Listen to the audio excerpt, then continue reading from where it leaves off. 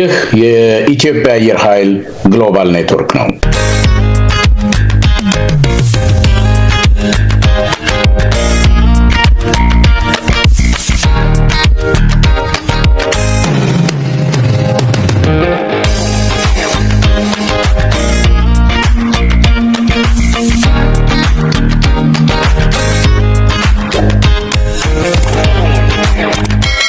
ዛሬ እንግዳችን ኮሎኔል ኃይሉ መንግስቱ ናቸው። በኢትዮጵያ አየር ኃይል ውስጥ የኢትዮጵያ አየር ኃይል ደህንነት ዋና ኃላፊ ሆነው ለረጅም ዘመን እንዳገለገሉ ይታወቃል። እርሶን ለመጠየቅ ከታሪክ መዝገቦ ውስጥ ትንሽዬ ነገር በማንኪያ ለመውሰድ ስለ አየር ኃይል ስለ ሀገር ትንሽ እንዲያስረዱን በእርሶ ዘመን ስለነበረው አየር ኃይል በእርሶ ዘመን ስለነበረው ስርዓት ስለነበረው አስተዳደር ስለነበረችው ኢትዮጵያ ትንሽ እንዲያካፍሉን ጊዜዎትን ሰጥተው ከኛ ጋር ስለሆኑ በግሎባል ኔትወርክ ስም ከልብ አመሰግናለሁ። ግሎባል ኔትወርክ መሰረታዊ ስራው አየር ኃይልን አገልግለው አገርን አገልግለው በቀደመው ስርዓት ያለ አግባብ ምንም እንዳላረጉ ለሀገር ምንም ዋጋ እንዳልከፈሉ የተዘነጉ አገርን ያቆዩ ክብር የሚገባቸውን ሰዎች ወደፊት አምጥተን የኢትዮጵያ ሕዝብ ክብር እንዲያደርግ የኢትዮጵያ ሕዝብ እንዲያመሰግን ታሪካቸውም ተሰንደው እንዲቀመጥ ነው ይህ ዝግጅት ምንሰራው። እርሶም በዚህ ፕሮግራም ላይ ስለተገኙ ከልብ እናመሰግናለን በግሎባል ኔትወርክ ስም። ይህም ብዬ እንግዲህ ስለ እርሶ ማንነት የኋላ አጀማመሮን የአየር ኃይል አጀማመሮ ታሪኮን እንዲጀመሩ በስንት ዓመቱ ጀመሩ፣ በዛ በወጣትነት አየር ኃይል ለመግባት ምን አነሳሳዎት ከሚለው እስቲ መነሻ ለማቅ በተለይ በዚህ ዘመን ላለ ትውልድ ትንሽ ነገር ቢያካፍሉን። እንዴት ነበር የአየር ኃይል ታሪኮ አጀማመሩ? እንግዲህ የአየር ኃይል ታሪኬን ለማምጣት አንደኛ መነሻም የሆነው አየር ኃይል በተባበሩት መንግስታት ድርጅት የተቋቋመ ቴክኒካል ስኩል ነበረው እና እንደ ልጅ ወታደር ማለት ነው። ሌሎች ምድር ጦር አካላት እንደሚጠቀሙበት ወጣቶችን ከየትምህርት ቤቱ እየሰበሰበ የራሱ መፈተኛ አለው። በዛ ቴክኒካል ስኩል ብሎ ያቋቋመው ትምህርት ቤት ነበረ። በዛ ነው እኔ የተካተትኩት የነበረ እና በዛ ትምህርት ቤት ህይወቴ ላይ አንድ አመት ተምረን እኛ የመጨረሻዎቹ ክፍል ላይ ነው የነበርነው። ፎርም 1 ፎርም 2 ፎርም 3 እያለ በእንግሊዞች የትምህርት ቤት ጥሪ መሰረት ነው ያ ትምህርት ቤት የሚካሄድ የነበረው እና እኛ ፎርም 2 ውስጥ ነበርን። ከፎርም 2 ተማሪዎች ውስጥ ነበርኩኝ። ፎርም 2 ሆነን ሳለ እኛ ወደ ፎርም 3 ስንተላለፍ አየር ኃይል እድገት በተለያየ ጊዜ ይመሰረት ስለነበረ የመጀመሪያውን ኤሌክትሮኒክስ ስኩል ለማቋቋም ታቀደ። በዛ እቅድ መሰረት የኛን ትምህርት ቤት ለኤሌክትሮኒክስ ስኩል ታጨ እና ያ ትምህርት ቤት በታጨበት ጊዜ የመጨረሻ ዓመት ተማሪዎቹን ብቻ በመያዝ ሌሎቹ ታች ያለነውን በማስወገድ ትምህርት ቤቱ እንዲመሰረት ተደረገ እና በዛን ጊዜ እኔ በተለይ ያለውበት ቡድን የተወሰኑ አካሎችም አሉ ከክፍለ ሀገርና ከአዲስ አበባ አካባቢ የተቀጠን ከሁሉም ከአዲስ አበባ ከሌሎች ከሐረርም ከድሬዳዋም ከምንም ከየቦታው ነው ተማሪዎች ተቀጥረው እዛ ገብተን የነበረ። በተለይ አዲስ አበባ አካባቢ ያሉት ተግባረ ትምህርት ቤት ሄደው ትምህርታቸውን እንዲጨርሱ የማድረግ እድል አለ ተብሎ ተገቢው ሰርቲፊኬት ተሰጧቸው ወደ ተግባረ እድ ሄደው ገቡ። እኛ ግን ከክፍለ ሀገር የመጣ ነው የግድ የሚረዳን አካል ስለማይኖር አዲስ አበባ አካባቢ ሄደን ለመማር ቀጥታ አየር ኃይሉን መቀላቀል ነበረብንና ወደ አየር ኃይል እንድንቀጠር ተደረገ። በዛን ጊዜ ደግሞ አየር ኃይል የመጀመሪያው የአስተዳደር ትምህርት ዘርፍ የተከፈተበት ስለነበረ በእኛ ጅማሮ የአስተዳደር ተማሪዎች ተብለን ተቀጠርን በዛ ትምህርት ቤት እና የአስተዳደር ትምህርት መጀመሪያ ኮመርሻል ስኩል አዲስ አበባ ከሚገኘው ኮመርስ ትምህርት ቤት እየተመላለስን እንድንማር ተደረገ። ከዛ በኋላ አስተማሪ ተቀጥሮ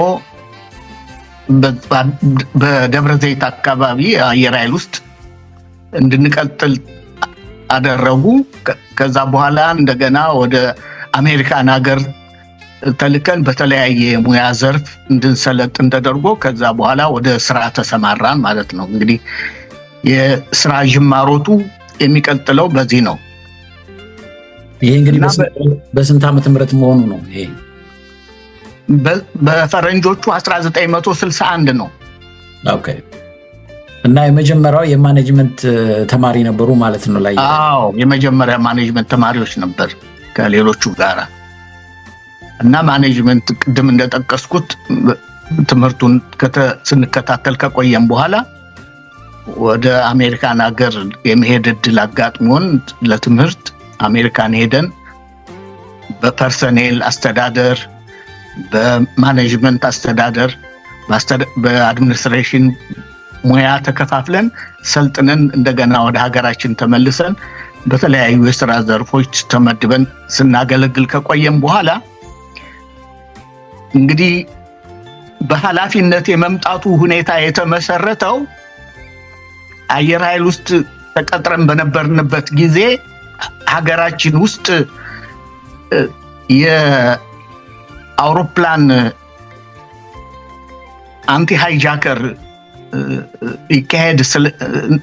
ስራ ይካሄድ ነበርና ከተለያዩ ክፍሎች የተውጣጡ ሰዎች ከመከላከያ፣ ከፖሊስ ሰራዊት፣ ከአየር ኃይል፣ ከባህር ኃይል የተውጣጡ ሰዎች እዛ የበረራ ደህንነት ትምህርት እየሰለጠኑ በትምህርት በሙያው ይሳተፉ ስለነበረ እንዲያውም የዛ እድል አጋጥሞኝ እኔም ወደ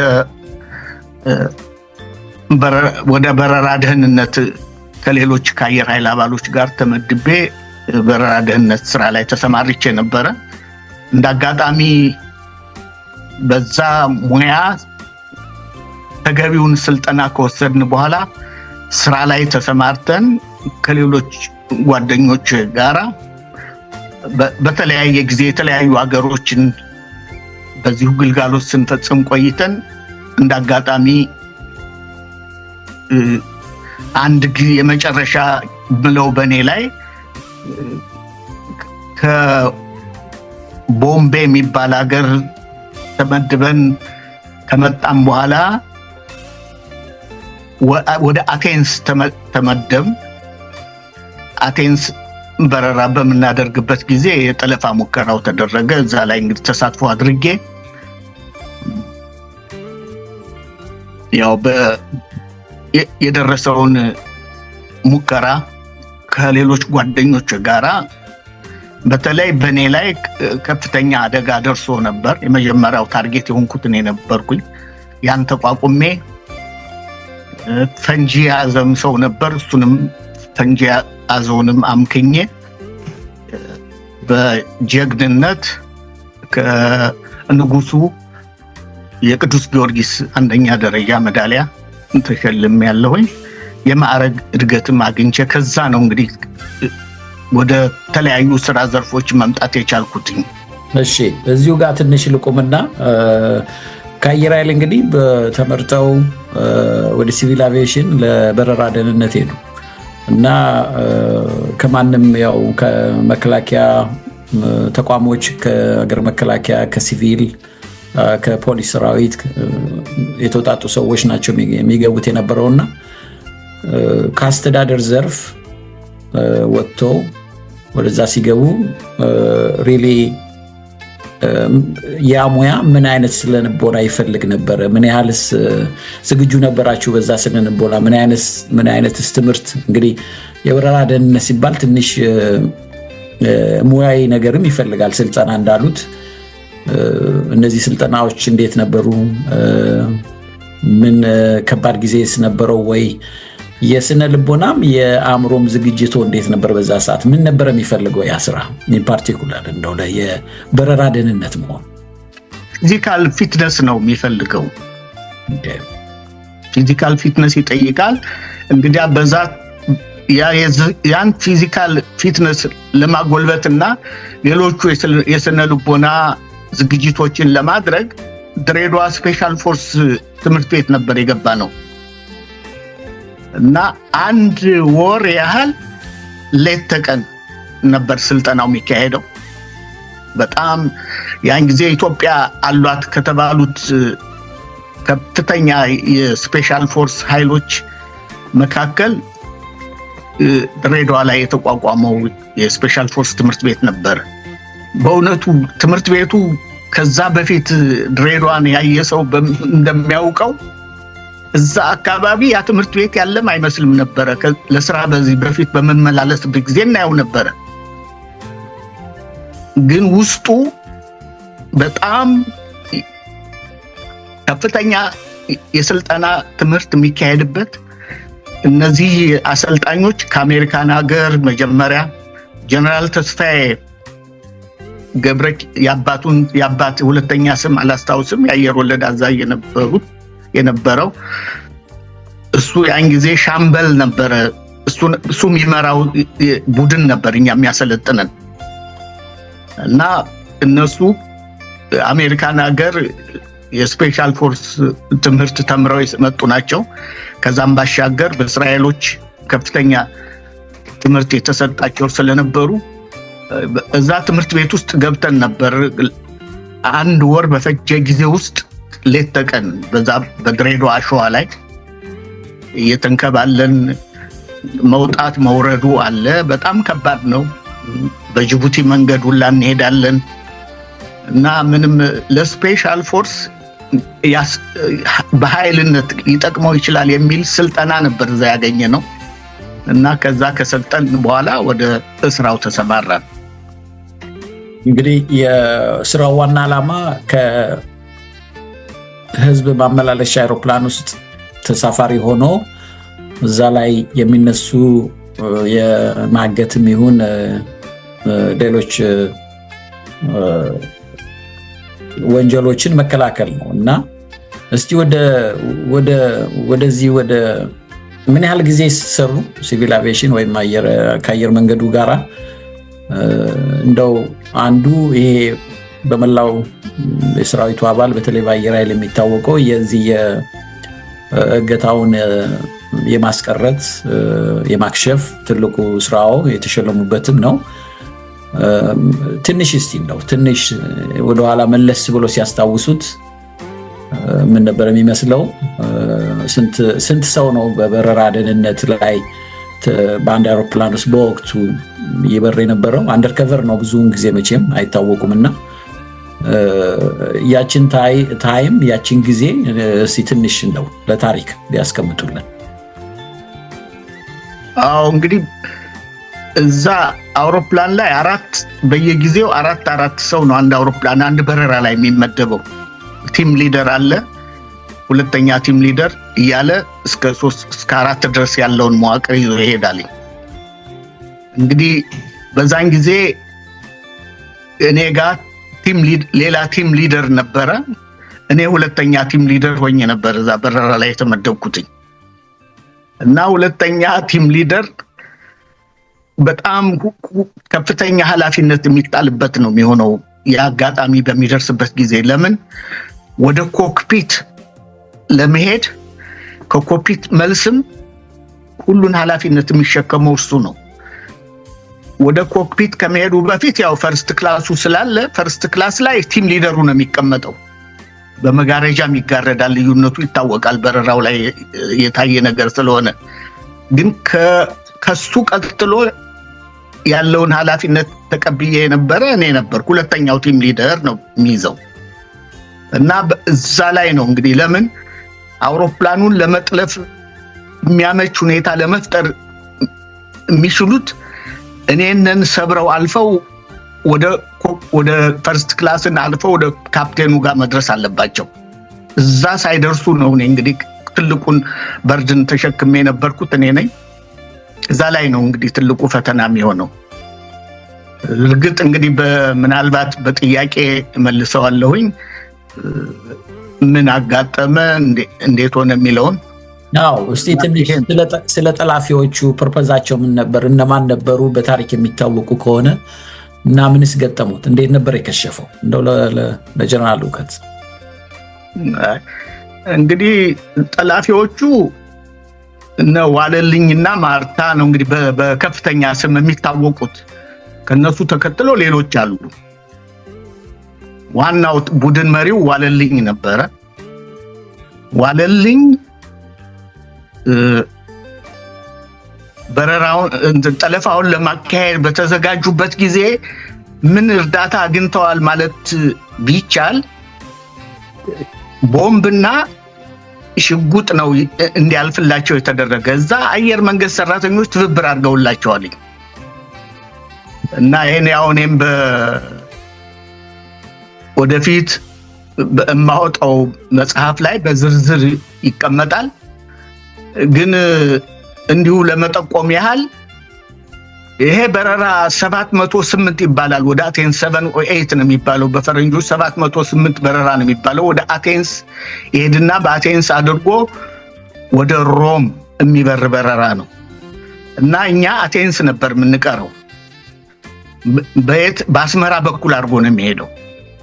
አሁን እንግዲህ እነሱ የተሳፈሩት ዶሜስቲክ መንገደኛ ሆነው ነው።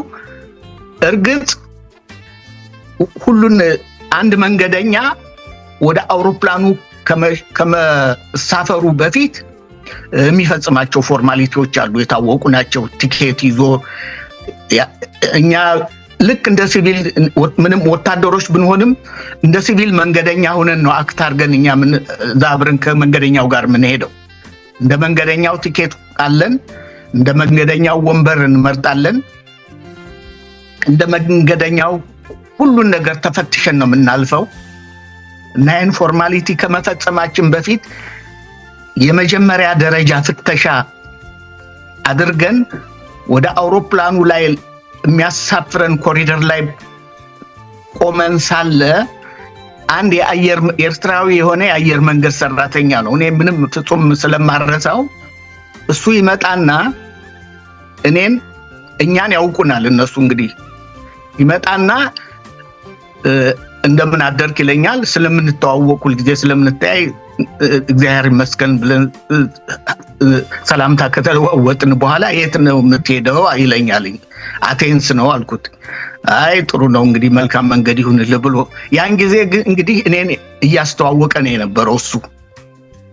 እኔ መጨረሻ ከተገነዘብኩት ውስጥ ከዛ በኋላ ያው ሌሎች ፎርማሊቲዎችን አልፈን ቦታችን አውሮፕላኑ ላይ ተሳፈርን። ልክ አውሮፕላኑ ላይ እንደተሳፈርን እነሱ ቦምቡንም ሽጉጡንም በስክሪን ነው ይታያል፣ ማለፍ አይችሉም። ወስደው ነው ቁጭ ያደረጉላቸው እነሱ። አንድ የድርጊቱ ተካፋዮች ከዛ ከአየር መንገድ ሰራተኞች መካከል ነበረ ማለት ነው እና አስቀምጠውላቸዋል። እኔንም በተለይ እኔን አስተዋወቀው። ዋለልኝ የሚባለው እኔ አላውቀውም፣ ግን እሱ አስተዋውቆት ከኔ ኦፖዚት ሳይድ ነበር የተቀመጠው። ከዛ በኋላ ያው እኔ ቦታዬን ያስኩኝ። ቦታ ሲይዝ 4 ቁጥር ፎር ኤቢ የሚባል አለ። 4 ቁጥር ላይ ነው ሁልጊዜ የሁለተኛው ቲም ሊደር የሚቀመጠው 4 ቁጥር ላይ ነው። እኔ 4 ቁጥር ላይ ወንበር ለኔ ሪዘርቭ ስለሚደረግ ከዛ ከዴስኩም እዛ ላይ ነው የተቀመጥኩትኝ። እንደነገርኩ ወደ ፈርስት ክላስ እንዳይሄድ ዋናው በር ላይ ነው የተቀመጥኩት። ያኛው ኦፖዚቱ ተቀምጦ ልክ እንግዲህ 4 ቁጥር ላይ ደግሞ አውሮፕላኑ ተነሳ፣ ለመብረር በረረ፣ ተነሳ። ከተነሳ በኋላ ልክ የሚፈልገውን አቲቱድ ከያዘ በኋላ ሰራተኞች ሆስተሶቹ ምግብ ለሰራተኛው ለመንገደኛው ያቀርባሉ። እና ያ ምግብ በሚያቀርቡበት ጊዜ መጀመሪያ ምን ያደርጋሉ? 4 ቁጥር ላይ የተቀመጥን ጠረጴዛ ይሰካል። ያን ጠረጴዛ አምጥተው ይሰካሉ። እና ለኛ ምንዘረጋው ከወንበር ምንዘረጋው ነገር የለም፣ ያ ክፍት ቦታ ስለሆነ። እና ያን ሰክተው ልክ ሰክታ እንደሄደች ነው። እርግጥ አንዳንድ ከጎኔ ከተቀመጠው ሰው ጋር አንዳንድ ያደረኳቸው ኮንቨርሴሽን አሉ። እነሱን እንግዲህ በቅድም እንዳልኩት በመጽሐፉ ላይ ይካተታል። ብዙ ዝርዝር አልሄድም። ግን ያን ሰክታልኝ እንደሄደች ነው ያ ቅድም የጠቀስኩት ሰው ተነስቶ ይሄ አውሮፕላን ተጠልፏል፣ አንተ እጅን ወደ ላይ አርግ ብሎ ሲለኝ ልክ እኔ ደግሞ ሽጉጥ በእጁ ይዟልኝ 38 እና ከፊቴ ትሬ ገፍቼ ጣልኩና ስጥል ተኮሰ። ሲተኩስ ጭንቅላቴን መታውና ጨርፎ ተነቃንቄ ስለነበር ሙቭመንት ስለነበረኝ ሙሉ በሙሉ ጭንቅላቴን አላገኘውም። ጭንቅላቴን መታኝና ጥይቱ አልፎ ጎኔ ያለውን ሰው መታ። ግን እኔ ትሬውን ወዲያው እንትን አልኩና እሱን ያስኩት ጠበንጃውን ሽጉጡን በመተናነቅ ሽጉጡን ነጠቁትኝ። ከዛ በኋላ ያው በካራቴ ስመታው ወደቀ።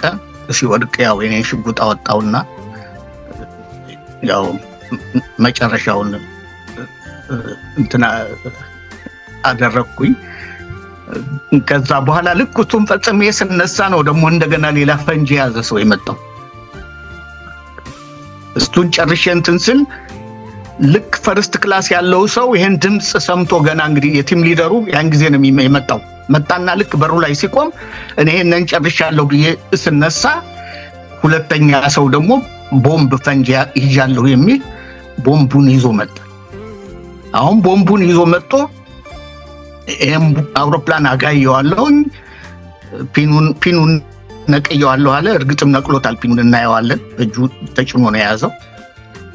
አሁን ምን ምርጫ ነበረኝ እኔ በራሴ አካሄድ? እርግጥ ቲም ሊደሩ አንተ ይሄን ማድረግህ አንደኛ የአየር መንገዱን ዝና ታጠፋ፣ የኢትዮጵያን ታሪክ ታጠፋለህ፣ ምን ይሰራልህ አለኝ። ይሄን ማድረግ የምትፈልገው ጥያቄ ካለ በንግግር ለመፈጸም የሚቻልበትን መንገድ መሻት ነው እንጂ ይሄን አታድርግ እያለ ለማረጋጋት ይሞክር ነበር በቃላት። እኔ ግን ይዞ ቢገባ ኮክፒት ከገባ የዓለም አቀፍ ሕግ ስለሚደግፈው ፓይለቱ እኛም ገብተን ምንም እናደርገው ነገር አይኖርም። ፈንጂ ይዟል፣ እንዲበር ወደ ፈለገው ሀገር እንዲበርለት ነው የሚያደርገው። እዚህ ላይ ያለንበት ቦታ ላይ ደግሞ ሆኖ ቢያፈነዳው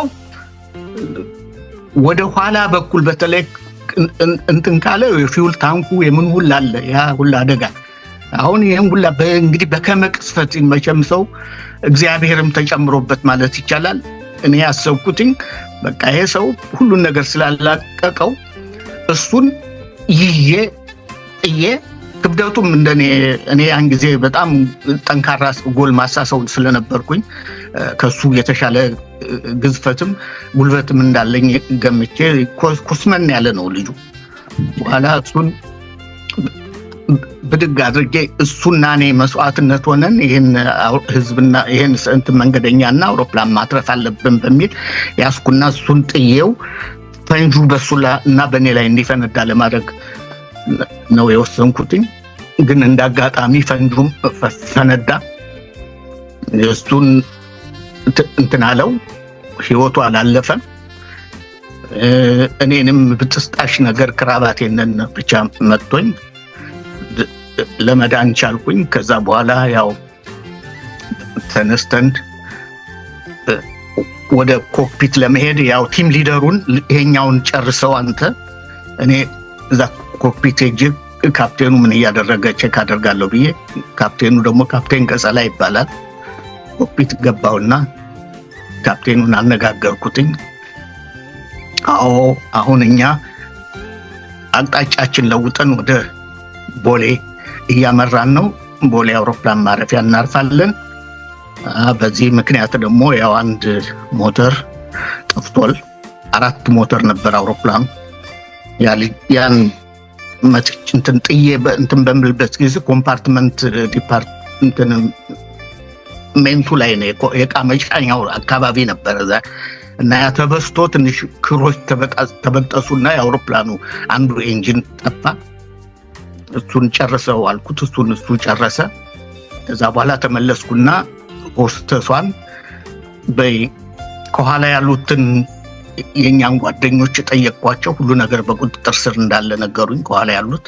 እነሱ ደግሞ እርግጥ በትርኢቱ እነ ማርታንና ከነሱ ጋር ያለች አንዲት ልጅ እነሱ አንድ ወንድ ነበረ፣ እሱን ጨርሰዋል እና በእነሱ ቁጥጥር ስር እንደሆነ ነገሩን። ከዛ በኋላ ለሆስተሷ በእንግዲህ የአውሮፕላን በሴኩሪቲ ሰራተኞች አማካኝነት ሙከራውን አክሽፏልኝ። አሁን መንገደኞች አውሮፕላን ወደ ቦሌ አውሮፕላን ማረፊያ ለማረፍ እየተመለሰ ነውና መንገደኞች የወንበር ቀበቷቸውን ሰሩ። ሌሎች ተጨማሪ የዚህ አደጋ አቀንቃኞች ካሉ እነሱንም ለመቆጣጠር እንዲያስችል እንቅስቃሴ እንዳታደርጉ የሚል መልእክት በድምጽ ማጉያ እንድታስተላልፍ አደረኳት። እሱም ድምጽ ማጉያውን አስተላለፈች እና ከዛው በሰላም ቦሌ አውሮፕላን ማረፊያ አረፍን ማለት ነው። ይሄ ነው እንግዲህ ባጭሩ።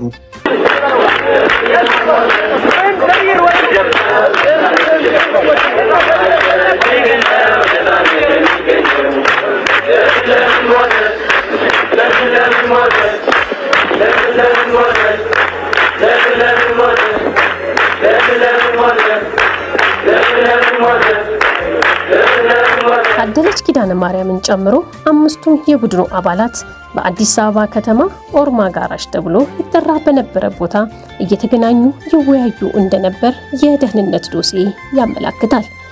እነዚህ ቡድኖች እንደ ኢትዮጵያውያን አቆጣጠር ህዳር 2 ቀን 1965 ዓመተ ምህረት ንብረትነቱ የኢትዮጵያ አየር መንገድ የሆነውን 720-060 ቢ የበረራ ቁጥር 708 ከአዲስ አበባ አስመራ፣ ከአስመራ አቴንስ፣ ከአቴንስ ፓሪስ የሚበር አውሮፕላንን የእጅ ቦምብና ሽጉጥ ይዘው ተሳፈሩ። ጠላፊዎቹ የአውሮፕላኑን መጠለፍ ተናግረው ወደ ካፒቴኑ ለመግባት ሲሞክሩ ከጠለፋ አክሻፊዎች ጋር ግብ ጀመሩ። አውሮፕላኑ በተኩስና በቦምብ ፍንዳታ ድብልቅልቁ ወጣ። በተኩስ ልውውጡም ጠላፊዎቹ አንድ በአንድ እየተመቱ ወደቁ። በውጤቱም ከጠላፊዎቹ ወገን ዋለልኝ መኮንንን ጨምሮ 6 ጠላፊዎች ተገደሉ። ታደለች ኪዳነ ማርያምም ቆሰሉ። ከተሳፋሪና ከአየር መንገድ ሰራተኞች በኩልም 5 መንገደኞችና 2 የበረራ አስተናጋጆች ቆሰሉ።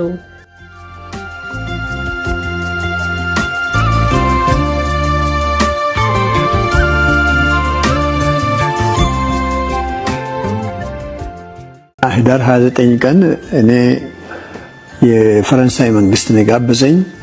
ሙሴ ለግራ ይባላል። የአሜሪካን የፈረንሳይ ኮመርሻል አታሼ ነው። እሱ ወደ ፈረንሳይ እንዲሄድ ራሳቸው በስራዬ ስለተደሰቱ ጋብዘውኝ ወጣት ነበርኩ። በጣም ደስ ብሎኝ ነው አልነገሩልኝም ለሌሊቱ ለመሄድ። ካዛንቺስ ነበር ባለቤቴ እናት ቤት ነው ያረፍኩት። ከዚያ ተነስቼ ወደዚያ በመሄድበት ጊዜ ጠዋት ግርግር ነበር ኤርፖርቱ። እንደው ከተለመደው ለየት ያለ እንደው ግርግር ነበር። ወጣቶች በብዛት ነበሩ እና ወደ አይሮፕላኑ ስንገባ በር ላይ ተፈተሽን ገባን። ስንገባ ዶክተር አልማዝ የሚባል የከብት ሐኪም ነበር። ወደ አስመራ ይሄዳል። የኔ ቲኬት አንደኛ ማረግ ነው፣ የሱ ቲኬት ቱሪስት ክላስ ነውና አስመራ ድረስ አብረን እንሂድ ብዬ ሄጄ ተቀመጥኩ። እሱ አጠገብ ስቀመጥ ሊሊያና የምትባል ሆስተስ መጣችና ዛሬ ብዙ ሰው አለ፣ ቦታ የለም፣ ወደፊት ወደ ቦታው ይሄዳለች። ወደዚያ ሲሄድ ልክ አንደኛና ሁለተኛ መለያ ላይ አፈወርቅ ተክሌ የሳለው ትልቅ ስዕል አለ፣ እናት ኢትዮጵያ የሚል። እሱን ሳይ ጉራ ብዬ አስተያየት ጽፋለሁ። ሴትዮዋ ጥፍሯ ረዥም ነው፣ የድሮ ሴቶች ጥፍራቸው አይረዝምም ይቆረጣል እንጂ የታቀፈችው ልጅ ጋም ያለው ህፃን አይመስልምና እሱን አስተያየት ስጽፍ እዚያች አጠገብ ቁጭ እንዳልኩ ኃይሉ የሚባል ዋራንት ኦፊሰር እንትና ጁኒየር ኦፊሰር የኤር ፎርስ ልጅ ነው እዚያ ቁጭ ብሏል። ለካሱ አንቲ ሃይጃከር ነው። እዚያ ቁጭ እንዳልኩ ዋለልኝ መጣች እንትና እቺ ሊሊያና መጣ የሞቅ ያለ ፎጣ ስትሰጠን እጃችን መርሻ ስትሰጠን ሊሊያና ማናት? ሆስተስ ነች። ኢትዮጵያዊት ናት። ኢትዮጵያዊት ነች። የኢትዮጵያ ሆስተስ ነች። ኋላ እሷ ተዛ ከኋላ ሲመጣ ታየውና ደንግጣ ትቆማለች እና ሽጉጥ ይዟል። ሰርቴት ስፔሻል ነው ያዘው ማ ዋለልኝ። ኋላ ከኔ ፊት ይዞርና ለካ እሱ እኔ አንድ ሃይጃከር መስየዋለሁ። ምክንያቱም እንደው ወጣት ነኝ እዚያ እንደው ወዲህ ስል መጣና the aircraft is hijacked hands up አለኝ። the aircraft hijacks ነኝ so what አልኩት። አውሮፕላኑ ተጠልፏል እጅ ወደ ላይ አሉት። አዎ ሲለኝ ምንድነው ስል በኋላ ሰደበኝ። እሱ ምን ያሉት? so what አልኩት። በኋላ እጅን አንሳ ብሎ ሰደበኝ እና ሽጉጡ እንዲህ ነው አፌ ላይ አፍንጫዬ ላይ ነው። በኋላ ይሄን ሲይዘው ያ ቃታው የተሳበ ሽጉጥ ይሄን ከዚህ በላይ በቃ ቅምጥል አድርጎ ወለቀ። በቃ የለም እጅ ይሄ ዱሹ ለብቻው ነበር። ከዚያ እኔ ከሱ ጋር ስንተናነቅ ለካ ይሄ ኃይሉ የሚባለው ብድግ ብሎ እኔና እሱ ተናንቀን እንዲሁ ስንወድቅ እኔን ወደዚያ ገፋ አድርጎ እሱን ወዲያው መታው። በምን? በካራቴ ነው እንግዲህ ካራቴ ነው እንለው መታው። እዚያ ወደቀ። በኋላ ሮጣች ማነች? እሱ በሽጉጥ ተመተዋል። ተመትቻለሁ። ቀኝ እጄን ተመትቻለሁ። እጄ በቃ ከዚህ በላይ አይሄድም። በቃ ይሄ ተንጠልጥሎ ቀርቷል። ስለዚህ የመጀመሪያ ዋለልኝ ወደ ጠለፋው ሲመጣ እሱ ጋር እኔ ላይ ነው። በቃ ጠለፋው ሁሉ የተጀመረው እኔ ላይ ነው። ጣጣው በሙሉ አካባቢው እዚያው ነው ያለቀው ሁሉ ነገር። የሚገርም ታሪክ ነው። እንግዲህ ለረጅም ጊዜ ከወሬ ባለፈ እንደዚህ ከባለቤቱ ከባለ ጉዳዩ ሳንሰማ የኖርነው ታሪክ ነው። ጊዜና ወቅቱ ቀኑ እንደዚህ ያስታውሱታል? ዓመተ ምሕረቱ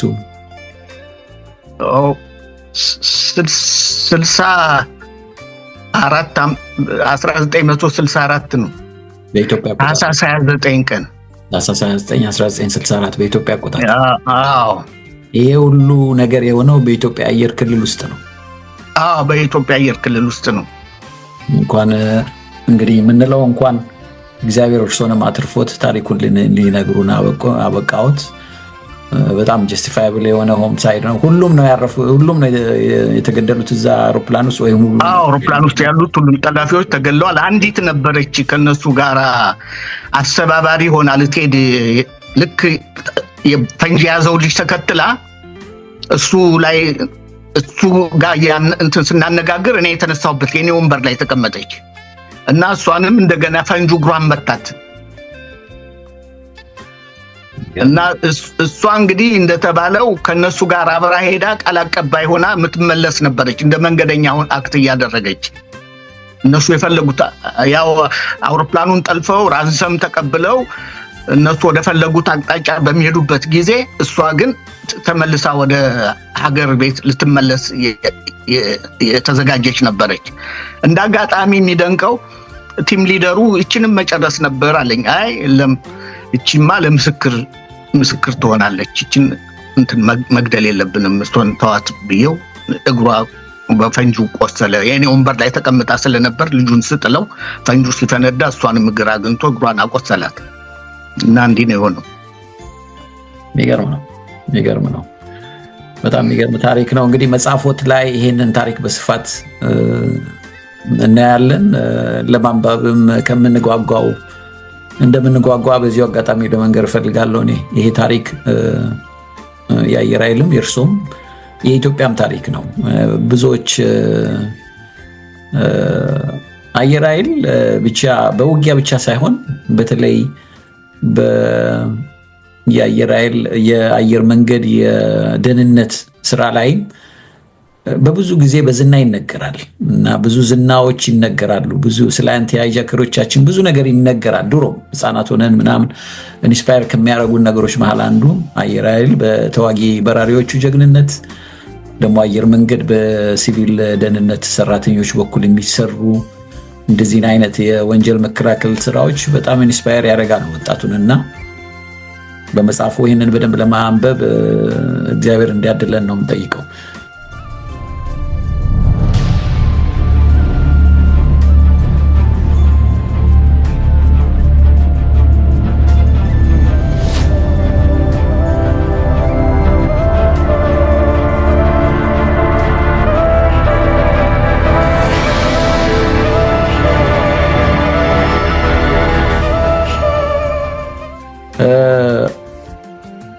ከዚያስ ኦኬ ይሄ የሆነ ወደ ጃንሆይ ዘንድ ነው የቀረቡት። እስቲ ስለ እንዳጋጣሚ ከኔ ጋር የነበሩት ሁለቱ ከኋላ ሁለታችን ቆስለን ስለነበረ የቲም ሊደሩም በፈንጂ ፍንጣሪ እግሩም መጥቶታልኝ ቆሞ ስለነበረ እኔ ጋር መጥቶ እና እሱም እግሩ ቆስሏል፣ እኔም በጥይት ቆስያለሁኝ። እኛ ወደ ፖሊስ ሆስፒታል ነው የተወሰድነው። እኛ ፖሊስ ሆስፒታል ነው የተኛ ነው። የትራንስፖርትና መገናኛ ሚኒስትሩ እንዳርጋቸው መኮንን እሳቸው ነበሩ የእኛን ሜዳሊያና የተፈቀደልን የገንዘብ ሽልማት አመጣው እዛ ሆስፒታል ውስጥ የሰጡን በጃንሆይ ስም። እንዳጋጣሚ እንደው መጽሐፉም ላይ ጠቅሰዋለሁ። በጣም የሚደንቀው ነገር ንጉሳውያን ቤተሰቦች ለወታደሮቻቸው በጣም ከፍተኛ ትኩረት ይሰጡ እንደነበር ማለት ይቻላል። 2 ጊዜ ነው እኔን ሆስፒታል መጥተው ጃንሆይ ያዩኝ። የሚደንቀው መጀመሪያ ልክ አክሲደንቱ እንደደረሰ እዛው እንደተኛል መጥተው አነጋገሩን፣ ከዛ ተመለሱ። ሁለተኛም መጥተው አዩኝ። 2 ጊዜ አይተውናል። እንግዲህ ለእንዲህ አይነት ነገር ምን ያህል ትኩረት እንደሚሰጡ ማየት ይቻላል። እኔ በጣም ነው እንትን ምለው ለወታደሩ ክፍል ስጦታም እንደ በሽተኛ አልጋ ወራሹም እሳቸውም ከቤተ መንግስትም ተዘጋጅቶ ይመጣልን የሕክምና ማገገሚያም ስጦታ ሁላ ነበር እዛ ላይ እንዳለን እና የሁላ ከፍተኛ ትኩረት ይሰጡ ነበር። እርግጥ እንግዲህ ወደፊት እንዳልኩት ዝርዝር እዛ መጽሐፉ ላይ ስለሚገለጥ ይታያል፣ ግን ያን ለመጥቀስ ያህል ነው። እንጓጓለን እነዚህን ዝርዝሮች ለማየት። እንደው የሚገርም ነው።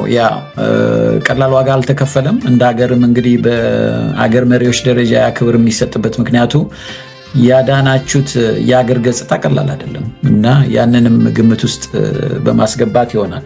እንደው ግን ከዚህ ሀሳብ ሳንወጣና ወደ አየር ኃይል ደግሞ ሳንመለስ ስልጠናው ላይ በተለይ የዚህ የበረራ ደህንነት ስልጠና ላይ ድሬዳዋ በተለይ እንግዲህ ስነ ልቦና አብሮ ይገነባልና አት ኤኒ ኮስት አድኑ ነው ትሬኒንጉ?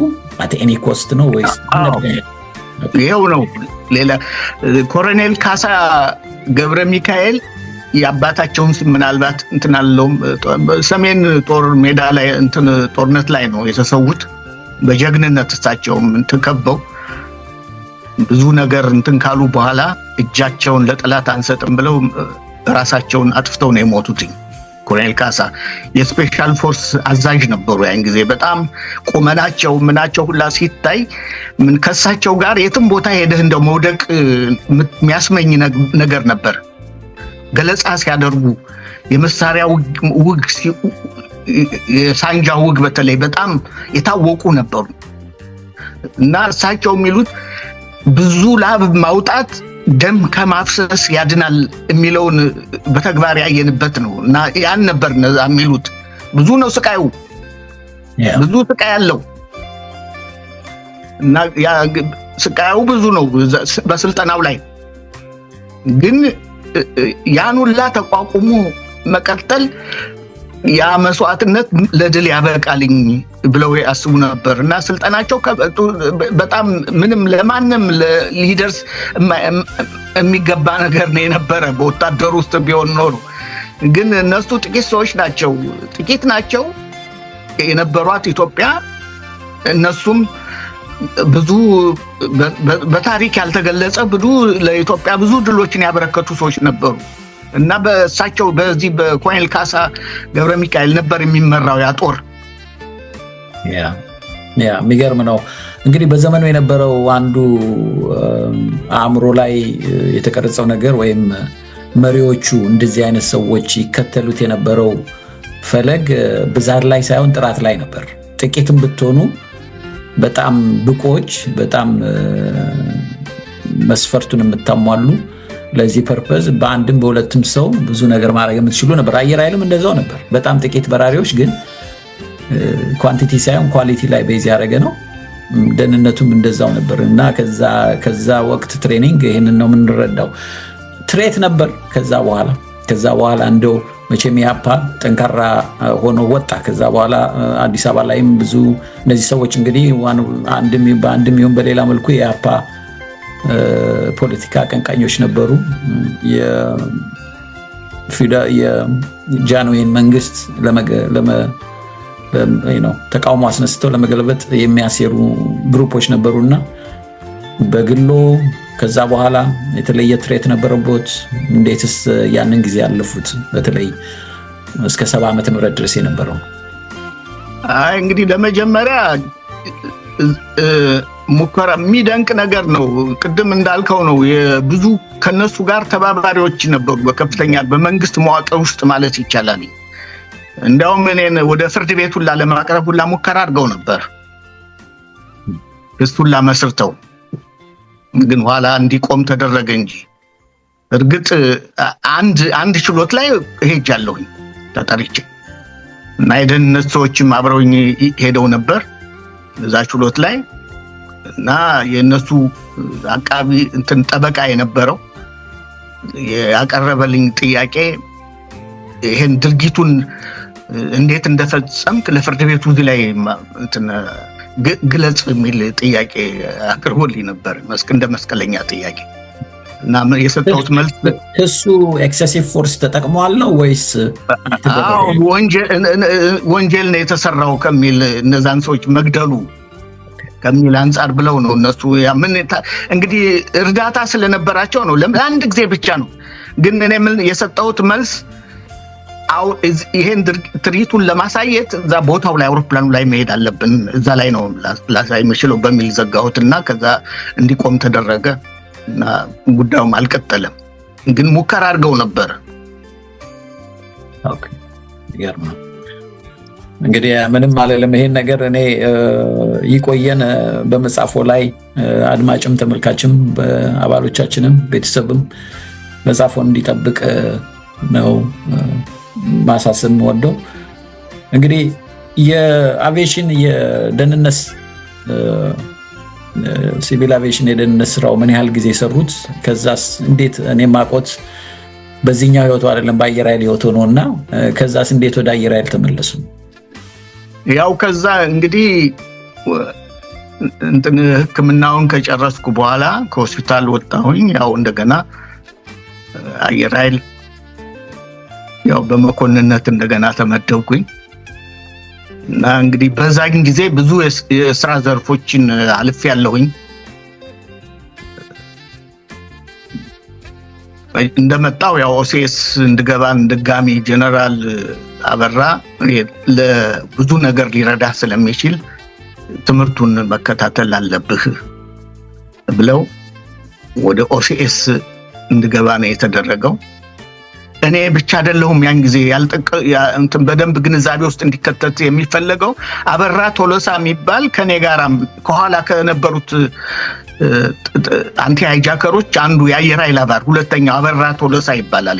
እሱም ነበረ እና ሁለታችንም ወደ ኦሲኤስ እንድንገባ ነው የተደረገው። ከዛ በኋላ እሱ የሰፕላይ ባለሙያ ስለነበረ ሰፕላይ ውስጥ በተለያየ ኃላፊነት ተመድቦ ሲሰራ ከቆየ በኋላ አስመራ ላይ አንቶኖቭ አደጋ በደረሰበት ጊዜ እዛ ላይ ተሳፋሪ ስለነበረ እሱ እዛ ሞቷል። እኔ ግን ያው በተለያየ በአስተዳደር ውስጥ እንደገና በአየር ኃይል ሃውሲንግ ኤንድ ካተሪንግ ኦፊሰር ኃላፊነት፣ ከዛ በኋላ ኤር ፖሊስ ስኳድሮን አዛዥ፣ ከዛ በኋላ ከኤር ፖሊስ ስኳድሮን አዛዥነት ወደ ሶቪየት ህብረት የፖለቲካ ትምህርት ነው የተላኩትኝ። ከዛ ከመጣሁ በኋላ ታጠቅ ጦር ሰፈር ውስጥ የፕሮጀክት 73 ተራራ ክፍለ ጦር ይሰለጥን ስለነበረ 21ኛ እና 19ኛ ተራራ ክፍለ ጦር የፖለቲካ ኃላፊ የሲቪል መከላከልና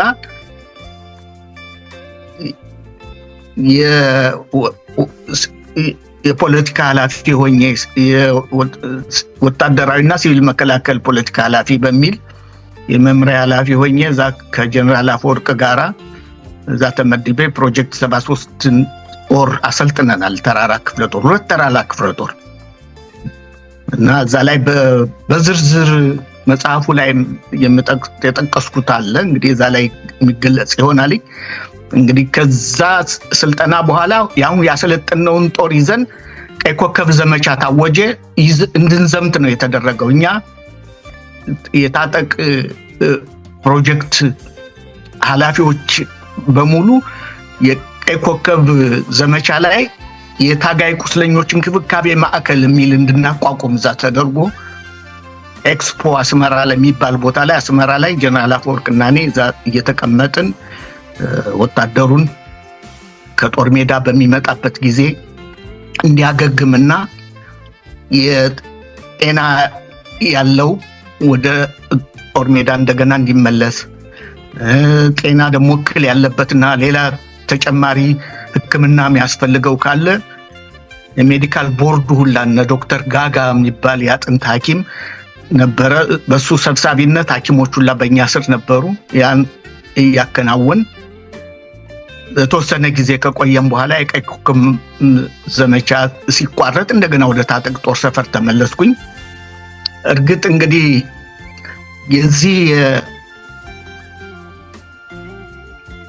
መፈንቅለ መንግስቱ እንቅስቃሴና ሴራም መነሻ የሆነው በዛ ቦታ ላይ ጀነራል ፋንታ ጋር እንገናኝ ነበር አስመራ እና አንዳንድ ሁኔታዎች እንዲሁ ትርፍ ጊዜ ሲኖር እንደው ያጫውቱኝ ነበር እና ይሄ ነገር ይሄም ፌል ስላደረገ ወደ አንተንም ወደ እንደገና ወደ አየር ኃይል ተመልሰህ እንድትመጣ ለማድረግ ጥረት አደርጋለሁ ብሎ እንደው የመጀመሪያው መሰረት የጣሉት እዛ ላይ ነው በእኔና በእሳቸው መካከል እና እንደገና ወደ ታጠቅ ጦር ሰፈር ተመለስኩኝ። ታጠቅ ጦር ሰፈር የተወሰነ ጊዜ ካገለገልኩ በኋላ እንደገና ወደ አየር ኃይል ተመልሼ የአየር ኃይል ወታደራዊ የአየር ኃይልና የሲቪል መከላከል የወታደራዊ ደህንነት መምሪያ ኃላፊ ሆኜ ተመደብኩኝ እና እንግዲህ ይሄ ነው ሂደቱ። ይሄ እንደው ለእኔም ለአዳማጩም ግልጽ እንዲሆን ብዬ ነው። የ1981 መፈንቅለ መንግስት ጥንሰሳ የተጀመረው በቀይ ኮከብ ጊዜ ነው የሚሉኝ? አይ እንደሱ አይደለም። የኔና የጀነራል ፋንታ ግንኙነት በዛ መንፈስ ላይ እንጂ መፈንቅለ መንግስቱ አይደለም። ኦኬ ሐሳቡ ያው እሳቸው ሐሳብ ስለነበራቸው ያን ጉልበት ይሆነኛል ብለው መሰለኝ ኋላ ነው እኔን ወደ እኔ እንድትመለስ እፈልጋለሁኝ ብለው ያን ሐሳብ ሰጡኝ። ሪክሩት ማድረግ ጀምረዋል ማለት ነው። አዎ ያን ሐሳብ ሲሰጡኝ እኔም ደግሞ የዚህ ቢሎንጊንግ አይደል የሚባለው በፈረንጆች አባባል እና በጦር ሰራዊቱ መሃል ገብቶ ከነሱ ጋራ የነሱ ባህል እና የኛ ባህል ብዙ ይለያያልኝ። እዛው መቀጠሉ በጣም ከባድ ሆኖብኝ ነበር። ኃላፊነት ልቀበል ብዬ ነበር። ያን የታጠቅን የሁሉን ሰከና ቤተሰብ ትርቃለህ፣ ከቤተሰብ ጋር አይደለም የምትኖረው እና ህይወቱ ሁላ የእግረኛ ወታደር ህይወት ነው የሚሆነው እና ከአየር ኃይል ጋራ ምንም የሚል አይኖረውም እና እኔም ያን እድል ሳገኝ ተቀበልኩትኝ። ወደ እናት ክፍሌ መምጣት፣ ወደ እናት ክፍሌ መመለስ፣ ወደ ቤተሰብ መመለሳለሁ በሚል እውነት ነው። አይ በጣም የሚገርም ነው። እንግዲህ እኔ ይሄ ሁሉ ለኛ አዲስ ነው። አይ ቲንክ ለአብዛኛው አዳማጭም አዲስ ነው። በመጽሐፉ ላይ እንጠብቃለን። እኔ አሁን ብዙ ባላነሳው ደስ ይለኛል። መጽሐፉን አንብበን ደግሞ ተመልሰን የበለጠ ማብራሪያ የበለጠ ዝርዝር ነገር እንጠይቅበታለን። እንግዲህ እድሜ ይስጠን። አየር ኃይል ተመለሱ። እንግዲህ የወታደራዊ ደህንነት ኃላፊ ነበሩ።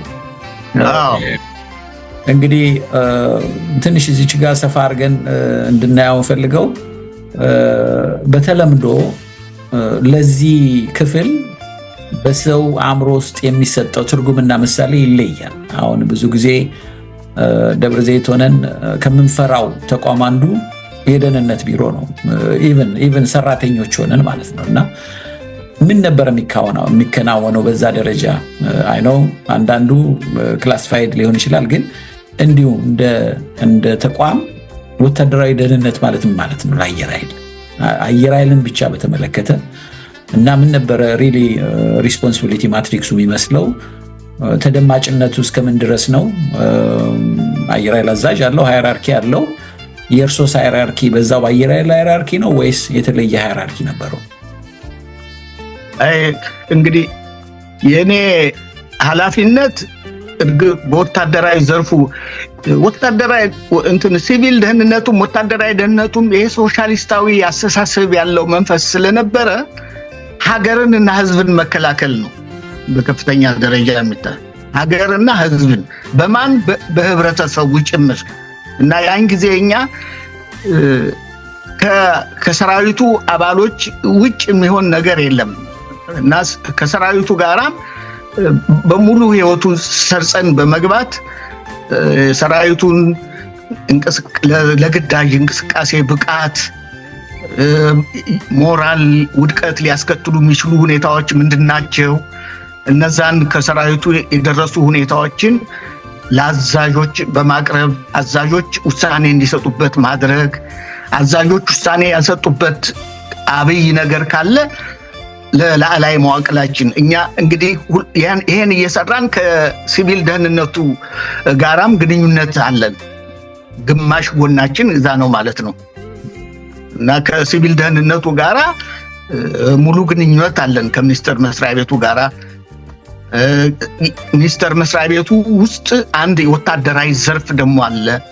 በዛ አማካኝነት እንደዚህ አይነት ፍሎ ባለው አሰራር ነው ስንሰራ የነበረው እና እንግዲህ ሌላው እንደተጠበቀ ሆኖ ማለት ነው እና እኛ ከሰራዊቱ ውጭ የሚሆን ነገር አይኖርም እና ለሰራዊቱ በጎ ብቃት ባለው መልኩ በጎ ነገር ሰራዊቱ ቅሬታ ካለው ችግር ካለው ቀጥታ ግንኙነት የሚኖረን ከአዛዡ ጋር ስለሆነ የሶስት ማዕዘን አሰራር ነበር ያን ጊዜ የሚሰራው ፖለቲካ፣ ደህንነትና አዛዥ እና እኛ በፖለቲካው ዘርፍ የፖለቲካ ክንፍ አለ፣ ወታደራዊ ደህንነቱ ዘርፍ ደግሞ የኛ ክንፍ አለ።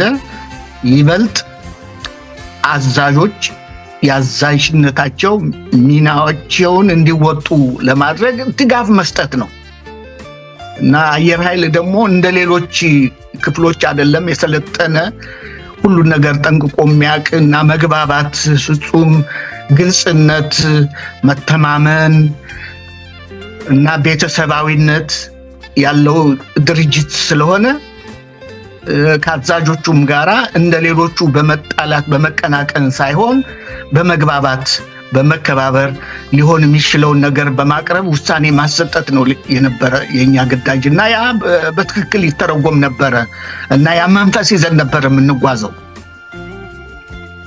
ያ እውነት ነው። ብዙውን ባላንስድ የሆነ ነገር ነበር።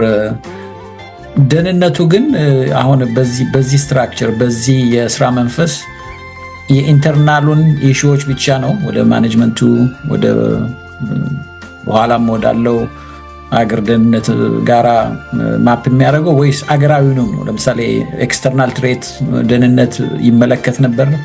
ከውጭ ኢትዮጵያ ላይ የሚቃጡ ነገሮች የውስጡ እንዳለ ሆኖ የውስጡ የሰራተኛ ቅሬታ የተጎዳም ካለ ወሬቨር እዛ ጋር የሚሰሩት ነገሮች እንዳለ ሆኖ የውጭውንስ የምታዩበት አይን ነበር? እሱ ለኛ እሱ እንግዲህ ያ አለ፣ ግን ማንሳተፍበት መድረክ የለም። በሁሉም መልኩ ስለምንታሰብ የተለያየ ዘርፎች ስላሉትኝ በቋቱ ውስጥ እየመጣ እኛም እያነጠርን እንደውም ለአዛዥ መቅረብ የሚገባውን ለሁሉ መቅረብ የሚገባውን ሁላ ከዛም ሲመጣ ከቋቱም በሚመጣበት ጊዜ ሁላ ያን ሁላ ግንዛቤ እንዲኖራቸው እናደርግ ነበረ እና ያ እንግዲህ ምስጢራዊ አሰራር ነው። እሱ በተጠበቀ መልኩ ነው የሚቀጥለው እንጂ የውጭ ትሬቱ ለመከላከልማ አንደኛው ዘበኝነት እሱ ነው እኮ። ከዚህ ጋር እንግዲህ አንድ ነገር አያይዤ አሁን በዚህ የስራ ዘመን ሪሊ ሜንቱር የሆነው ሰው አለ ከአየር ኃይልም ከውጭ። በዚህ ስራ አጋጣሚ ደግሞ እንዴት ነበር ባላንስ የሚያደርጉት? ጓደኝነት፣ ቤተሰብ፣ የስራ አጋራ መሆን አለ። አዚ ሴም ታይም ደግሞ እነዚህ ስራዎች አንዳንድ ጊዜ ያንን ባውንደሪ ብሬክ ያደርጋሉና እንዴት ነበር እንደዚህ ይሄ ባላንስ የሚፈታተኑት ነገር ነበር? ሪሊ ዲሲዥን ሜኪንግ ላይ ነው ይሄ ሰው የማውቀው ነው ወይም ይሄ ተቋም የሰራውበት ነው ብለው ሄዚተንት የሚያደርጉበት ጊዜ ነበር ወይ? ቤተሰብ መተዋወቅ አለ። ከዛን ግን እንደው እዛች ጋር ትንሽ ባላንሱ እንዴት ነበረ? ሰው እንዲማርበት ነው። አገርን መጠበቅ ቅድሚያ የሚሰጠው ነገር ስለሆነ ከዛ ባለፈ ግን እዚህ እንዲደርሱ በተለይ በዚህ በእውነት እንግዲህ በጣም ዲፕ ሄጄ መጠየቅ ያልፈለኩባቸው ምክንያቶች አሉ። መጽሐፉን ለማየት ስለምፈልግ ብዬ ነው። በተለይ በአንቲ ሃይጃከርነት ዘመኖ አንድ አይደለም 6፣ 7፣ 10 መጽሐፍ የሚጻፍበት ታሪክ ነው በራሱ። ሰዎች ቢያገኙት እንደዚህ አይነት ነገር ወይም ዌስት ቢሆን ይሄ ስንት ነገር ይጻፍበታል እና ይሄንን አፕሪሺየት አድርጎ እርሶን በኬሪየር ለማሳደግ የሚሞክር የአየር ኃይልስ ስትራክቸር ነበር። በዛ ዘመን ለእርሶ ምሳሌ ሜንቶር ሆኖ ካሪየሮ እንዲያድግ የሚረዱት ሰዎች ነበሩ? እንደው በዚሁ አጋጣሚ ቢያነሷቸውና እንደው እዛች ጋር ትንሽ ሪፍሌክት እንዲያደርጉ ነው። እና ባላንሱስ እንዴት ነበር? አሁን ይሄ ስራ የደህንነት ስራ ነው እና ያ ባላንስ እንዴት ነበር እርሶ ማኔጅ ያደረጉት? እንግዲህ ምንም ግለሰቦችን እከሌ ይሄን ይረዳል እከሌ ይሄን ይላል ለማለት ትንሽ ይከብዳልኝ። ግን እኔ በአጠቃላይ የአየር ኃይል እኔም በጥንቃቄ ነበር የምንቀሳቀሰው። እምነት ነበረኝ።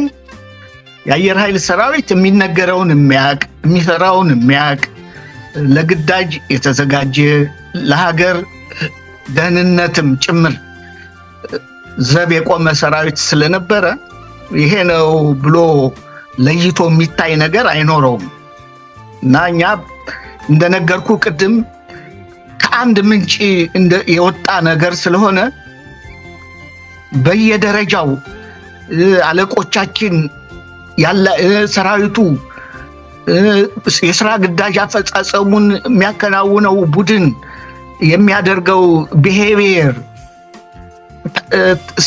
ቸን የጠበቀ ስራ ስለነበረ ለይቶ ይሄ ነው ማለት የሚቻል ነገር የለም።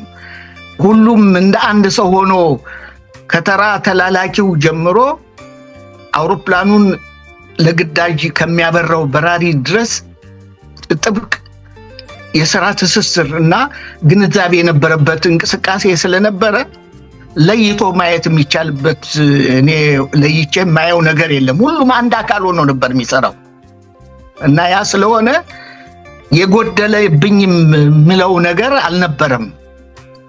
እኔ ለሰራዊቱ ባለኝ እኔ አነስተኛ ማዕረግ ይዤ ነው እዛ ኃላፊነት ላይ የበቃሁትና ከነዚህ ከኔ ጋራ አብረው ለውሳኔ ከሚቀመጡ አባሎች፣ ባለስልጣኖች፣ አዛዦች የማገኘው ትምህርት ቀላል አልነበረም እና እየተማማርን ነበረ የምንጓዘው።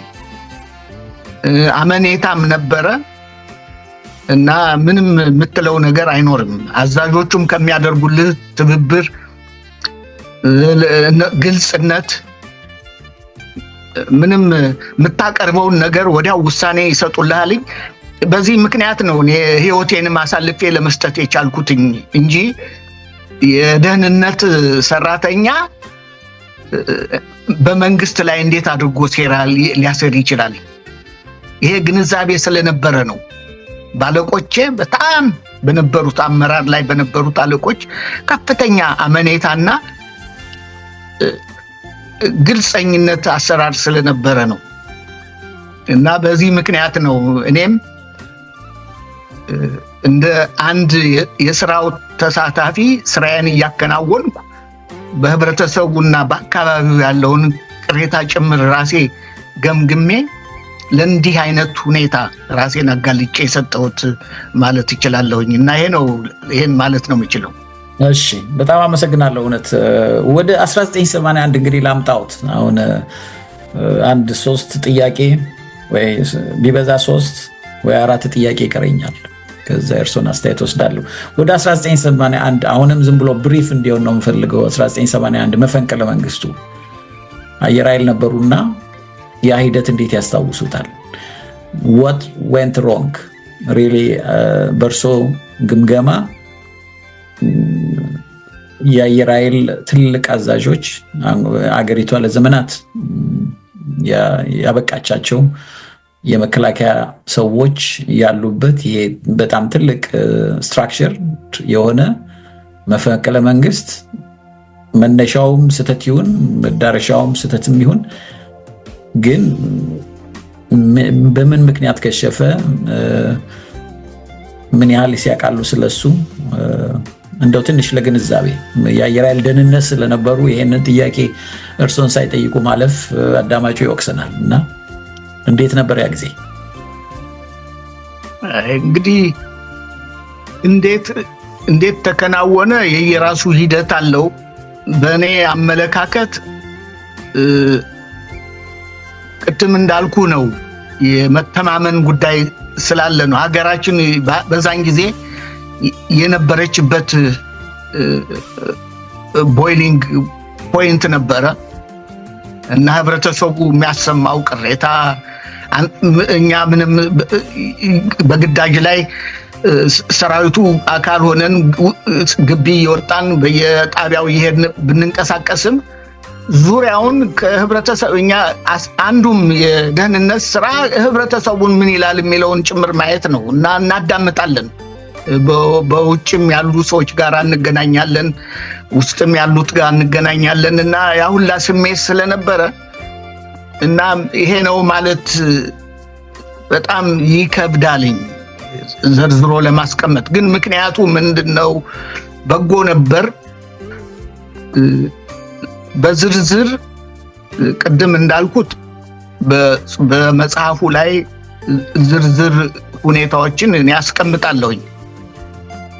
ግን አሁን ለተጠየቀው ጥያቄ እንግዲህ እግዚአብሔር ሳይፈቅድ ቀርቶ ነው እንጂ ሙከራው ወደ 3 ጊዜ ነው። ይሄ 81 ፌል ያደረገው ከሱ በፊት 2 እንቅስቃሴዎች ነበሩ በግልጽ ያልታወቀ። ያም ፌል እያደረገ መጣ፣ ይሄም ፌል አደረገ። እንግዲህ ስተቱ ግምገማ ያለመደረጉና ከዛም ባሻገርኛ እንደ አየር ኃይል የተወሰነ አካላት ይሄን ሁኔታ በግንዛቤ ውስጥ ምክትል አዛዡና የዘመቻ መኮንኑ እና እኔ ነን እንግዲህ ከጀነራል ፋንት ካዛዡ ቀጥሎ ይሄን ሁኔታ ምናቀ ነበር እና በዚህ ላይ የነበሩ እንቅስቃሴዎች ነበሩ በተለያየ ጊዜ። እንግዲህ እነሱን ሙሉ በሙሉ ለማንሳት ትንሽ ይከብዳል። ይከብዳልኝ ለወደፊት የምገልጸው ነው የሚሆነው። እሺ እንጠብቃለን። ግን አንድ እንዲሁ በዚሁ ነካ አድርገው እንዲያልፉት በእኔ ልብ በዛን ሰዓት ተማሪ እንደነበረ ሰው እና በብዙ ወንድሞቼም አይ ቲንክ ሼር ያደርጉታል ብዬ የምገምተው ነገር ኦቨር ኮንፊደንስ ነበረበት ብዬ አስባለሁ። ኦቨር ኮንፊደንስ ነበረበት በአዛዦቻችን። ሁሉ ነገር የኛ ነው፣ ሁሉን የምንቆጣጠረው እኛ ነን፣ መንግስቱ ስለሄደ ወደ መንግስቱ ስለሄዱ ምንም ችግር የለም የሚል ሳይቴሽን ነበር ብለው ያስባሉ። እንግዲህ ይሄ ሲነገር እኛ በተግባርም ያየነው ነገር አንድ ነገር አለ። እኔ አሁን ለወደፊትም በጽሁፉም ላይ ማስቀምጠው ነገር ነው የሚሆነውና እኛ ይሄ መፈንቅለ መንግስቱ በሪ ላይ መልክ የነበረው የኛ ግንኙነት ከጀነራል ፋንታ ጋራ ነው የነበር። ቀጥታ ጀነራል ፋንታ እነዛንም ስለሚያስተባብሩ በሳቸው በኩል ነበር ይሄ ነገር ፍሎ የሚያደርገው እና ያ ስለነበረ እርግጥ ቅድም እንደነገርኩ ነው የማመን ጉዳይ ነው። ሁላችንም እንደ አየር ኃይል ከሚያደርጉት እንቅስቃሴ እንዳባትም በማየት ያ የእሳቸው ሪሌይ የሚያደርጉት ነገር ሁላ ትክክለኛ ነው ብለን እናምን ነበር እና ለዚህ ነው ለምን ፌል አደረገ እንግዲህ ሂደት ስለነበረ ፈረንጆቹ ምንድነው የሚሉት everything is wrong after you did it ነው የሚሉት እና ከተደረገ በኋላ ብዙ እንከኖች ማውጣት ይቻላል ግን ኃላፊነቱን ወሰዱ። ቢቻል ኖሮ እንደው ለመልሱ ሊሆን የሚችለው መሆን የሚገባው የነበረ መፈንቅለ መንግስቱን ሴራ መምራት የሚገባን የነበር ወጣት መኮንኖቹ ነበር። እነሱ ቢሃይንድ ዘ ከርተን ቢሆኑ ኖሮ ሳክሴስፉል እንሆን ነበር እና ብዙ እኛ አመኔታ ጥለን በእነሱ ላይ ብዙ ሁኔታዎች በውል ያልታዩ ሁኔታዎች የተዝረከረከ ነገር መጣና በውል ያልታየ ሁኔታ ተፈጠረ። ምን ደረሰበት በዚህ መስዋዕትነቱ ጥሩ ነበረ ግን እንደታሰበው እኮ ያልተፈጸመም። በመጽሐፉ ላይ የሚጠቀስ ነው። ጀነራል አበራ ብዙ የዘመቻው ኃላፊ እሱ ነበር ያጠቃላይ መፈንቅለ መንግስቱ እንዲሁ ለመጥቀስ ያህል እና እሱ መስራት የሚገባውን ነገር አልፈጸመም። በሱ ምክንያት ነው ሁሉ ነገር የተዘበራረቀው። እርግጥ እሱ እርምጃ ወስዷል፣ ሚኒስትሩን ገደለ። ግን ስህተት የሰራው እንዲህ አይነት መመሪያ ሰጪ አካል ሆኖ መከላከያን ብቻ ያን ጊዜ ሰዓቱ በደረሰበት ጊዜ በ9ኛው ሰዓት ላይ መከላከያ ሰራዊቱን እዛሽ ግቢ ውስጥ ያሉትን ሰዎች ሰብስቦ ለነሱ ሌክቸር ማድረግ ምን አስፈለገ? ብዙ የሚሰሩ ስራዎች ነበሩ። ቢሮ ውስጥ የተቀመጡ ሰዎች ነበሩ ለግዳጅ ለመቀበል።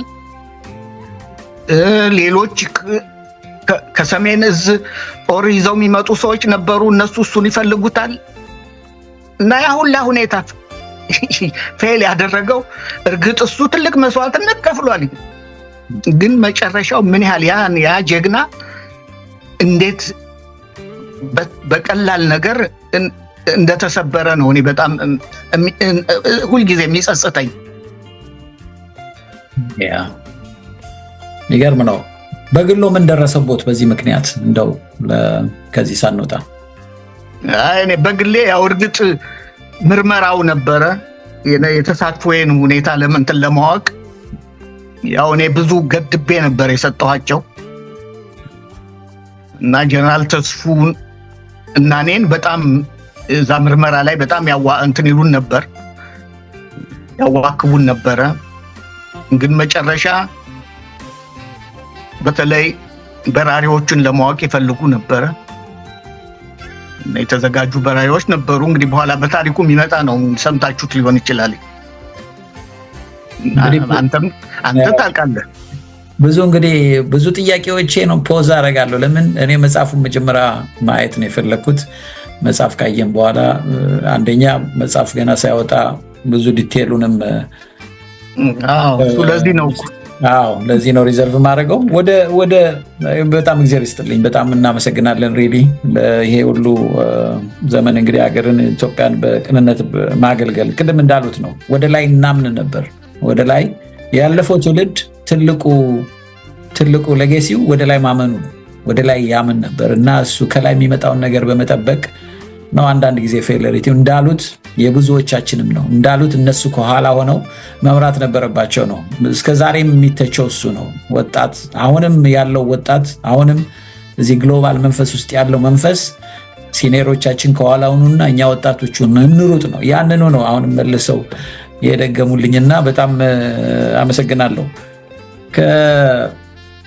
ከሰራዊቱ የነበረው ታሪክ እንዳለ ሆኖ በመጽሐፍ የምናየው ነገር እንዳለ ሆኖ አሁን ከሰራዊቱ ከወጡ በኋላ አሁንም ስለ ሰራዊቱ ይጨነቃሉ። የሚሰሩት መልካም በጎ ነገር አለ። እስቲ ስለሱ ትንሽ ለአድማጮቻችን በሉ። ምን እየሰሩ ነው? የሆነ ማህበር ተቋቁሞ ደብረ ዘይት ላይ እንደሚንቀሳቀስ በእርሶ በኩል አውቃለሁ።